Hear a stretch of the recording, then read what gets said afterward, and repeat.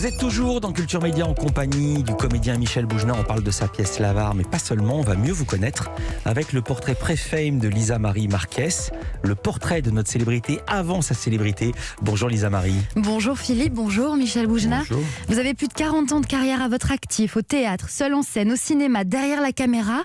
Vous êtes aussi un acteur césarisé. Mais comment en êtes-vous arrivé là? On va rembobiner et revenir sur ce qui vous est arrivé avant d'être célèbre. Michel Bougenat, vous êtes né à Tunis, c'est là que vous passez votre enfance. Vous êtes le 3e enfant de la famille, celui qu'on appelle le puîné. Enfant solitaire, durant l'enfance, Michel Bougenat, vous tombez régulièrement malade pour que votre papa, médecin, vous soigne, pour le voir aussi. Lorsque vous avez une maladie dans le sang qui nécessite une piqûre tous les jours, vous ne supportez pas que ce soit quelqu'un d'autre que votre père qui vous administre ces piqûres. Je ne savais pas cette histoire, vous faisiez semblant d'être malade. Non, je faisais pas semblant. Je tombais vraiment malade parce que mon père était médecin. Ah, donc Le c'est jour où j'ai l'inconscient, compris- c'est l'inconscient alors. Ouais. Le jour où j'ai compris ça, j'ai commencé à être un peu moins malade. Une fois par semaine, vous passez un moment en tête-à-tête avec votre maman. Vous allez au cinéma, des moments très fondateurs de votre enfance.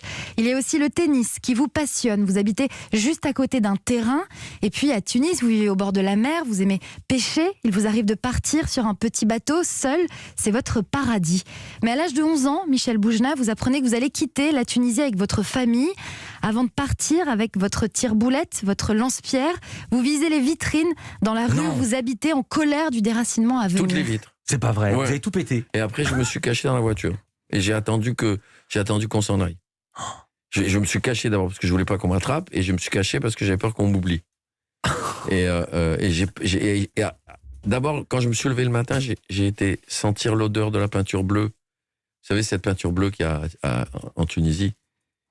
Je garde cette peinture chez moi, dans le sud de la France. J'ai des sachets de poudre de cette peinture. Et de temps en temps, je peins un bout de bois et je sens l'odeur de la peinture. Ça me fait du bien. Incroyable. Oui, je suis cinglé. Ouais. Toute votre famille s'installe près de Paris, mais vous avez quitté vos meilleurs amis, vous avez quitté la mer, et c'est tellement rude pour l'enfant de 11 ans que vous êtes que vous en perdez l'appétit. Michel Bougenat, vous ne mangez plus, Et je tombe malade. et vous tombez malade. Il ne va pas parler de ça, on a l'impression qu'il en souffre comme si c'était présent, mais Ouais. c'est incroyable. Vous avez changé de tête à cette évocation, Michel Bougenat. Oui, parce que je me retourne pas Je vois très rarement bien. dans le passé. J'ai oublié, moi. Ouais. Moi, je suis toujours en me disant que c'est devant qu'il faut regarder. Ah bah là, pas de bol, c'est derrière. Votre destin d'artiste se dessine lorsque vous entrez à l'école alsacienne à Paris et que vous réalisez en cours de français un exposé. Vous choisissez de raconter Le Dernier des Justes d'André Schwarzbart et vous bouleversez tout le monde, vous compris, parce que vous vous rendez compte à ce moment-là qu'avec la parole, vous arrivez à transmettre vos émotions, à exister. Vous commencez alors à prendre des cours de théâtre. Après le bac, au départ, vous vous destinez à devenir médecin comme votre papa et votre frère et à faire du théâtre amateur à côté. Mais vous présentez finalement le concours du Conservatoire de Strasbourg avec le personnage de Sganarelle dans Don Juan.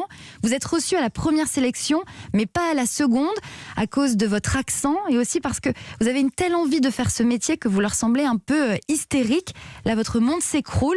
Vous pensez que vous ne serez pas acteur. Vraiment? Vous étiez recalé pour l'accent tunisien? Oui, et ils m'ont dit, si vous voulez faire ce métier, soyez metteur en scène. C'est ce que j'ai fait d'ailleurs. Ouais. J'ai commencé par être metteur en scène. Je ne suis monté sur scène que le jour où il y a un des acteurs de la troupe qui avait réussi le conservatoire, et donc qui est parti, et je l'ai remplacé. Et tout le monde m'a dit, mais tu joues bien. Et vous avez aussi perdu l'accent, si c'est la question. C'est-à-dire que c'est très étrange l'accent, parce que quand je joue l'Avare, par exemple, je n'ai pas l'accent. Pas du tout. Mais parce que la langue de Molière l'enlève l'accent naturellement. Je cherche pas à l'enlever, vous savez. C'est naturel. Et quand je joue mes propres textes, j'ai mon accent, c'est normal, c'est ma langue. Ah bah évidemment. Vous montez finalement une troupe de théâtre à 19 ans avec des copains pour faire ce métier. La compagnie s'appelle la Compagnie de la Grande Cuillère.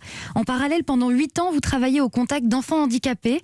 Votre premier one-man show, c'est lorsque vous décidez de jouer devant eux pour leur montrer comment vous les voyez. Vous les jouez un par un et ça déclenche en vous l'idée d'écrire un spectacle sur les racines, l'histoire d'un immigré juif tunisien débarqué en France. Pour monter sur scène, vous louez le théâtre de la Lucernaire pour 15 jours en empruntant de l'argent à vos copains et vous faites bien de vous lancer. Le succès est au rendez-vous. Vous vous retrouvez aux 20h de Léon Zitrone. On écoute. Au Café Théâtre du Lucernaire, la compagnie de la Grande Cuillère à Montréal-Albert interprété par Michel Boujna. Un drôle de garçon qui joue à la fois tous les personnages de la saga juive de Tunisie. En cette période de tensions internationales, Albert nous remet en mémoire nos différences. Accepter les différences, savoir que les autres ne partagent pas forcément les mêmes rêves que vous. Extraordinaire, on est en quelle année? J'avais jamais entendu ce document. Je sais plus, que Bon. 79, 80, un truc comme ça. Je crois, j'ai plus l'année exacte. Mais c'est une histoire incroyable, vous savez. Je sais qu'on n'a pas le temps de le raconter, mais comment je me suis retrouvé au journal de Léon Zitrone, c'est à mourir de rire. C'est vrai? Bah oui, c'est un... Vous me le raconterez après, vous Oui, savez quoi? si On va vous le voulez. raconter. Oui, oui. On laisse Lisa Marie, mais je veux connaître, savoir ça. Je veux savoir ça, pardon. J'arrive plus à faire une phrase il correcte. vous appelle Michel Boujna. Michel Boujna, donc vous démarrez sur les planches avant que le cinéma ne vous fasse de l'œil. Votre grande aventure avec le public ne fait que commencer. La suite, on la connaît, et moi, je m'arrête là. Merci beaucoup, Lisa joli. Marie. L'émission continue. On vous retrouve demain. Michel Boujna vous retrouve dans quelques instants. Et moi, je veux savoir comment s'est faite la jonction entre Michel Boujna et Léon Zitrone. C'est juste après ça.